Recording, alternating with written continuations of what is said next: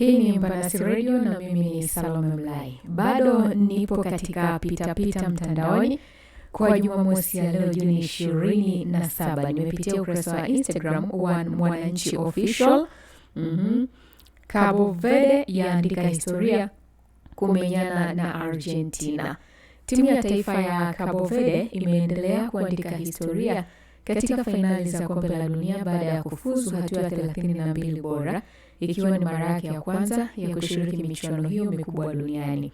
Cabo Verde ilitinga hatua hiyo baada ya kutoka sare bila kufungana na Saudi Arabia katika mchezo wa mwisho wa kundi H, matokeo yaliyoiwezesha kumaliza nafasi ya pili nyuma ya Hispania. Matokeo hayo yameipa Cabo Verde nafasi ya kukutana na mabingwa watetezi wa dunia, Argentina, katika hatua ya mtoano, mchezo unaotarajiwa kuwa mtihani mkubwa wa timu hiyo iliyoshangaza wengi katika mashindano haya.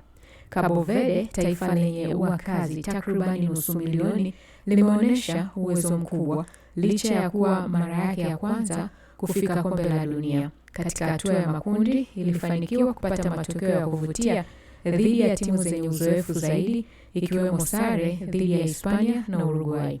Kwa upande mwingine, Argentina ilifika hatua ya 32 bora ikiwa na hadhi ya bingwa mtetezi na ikiwa miongoni mwa timu zinazotajwa kuwania tena taji hilo. Haya, nipite hapa na baadhi ya comments. Kilame Group anasema asante kwa kushiriki. Paul anasema natamani sana ndo ingekuwa Tanzania. Vunja Kabati akamjibu akamwambia endelea kutamani kabla hujatamaniwa. Haya, Menad_TZ anasema Tanzania itamenyana na viazi. Mhagama anasema bas, asante kwa kushiriki. Hakimu yeye anasema waje watupe hela ya bure.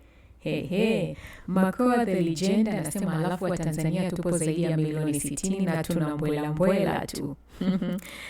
The Salmonsa anasema hawa changamoto yao ni ufungaji au umaliziaji tu. Ulinzi wanajua, ndio maana wanashona sare tu.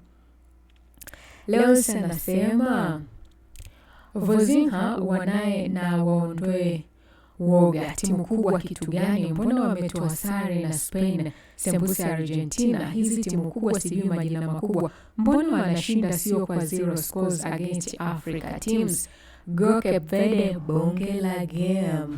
Haya sasa, hizi ni baadhi ya comments ambazo watu wameweza kuzidrop hapa kuhusiana na hii habari. Endelea kufuatilia Mbanasi Radio kwa habari zaidi.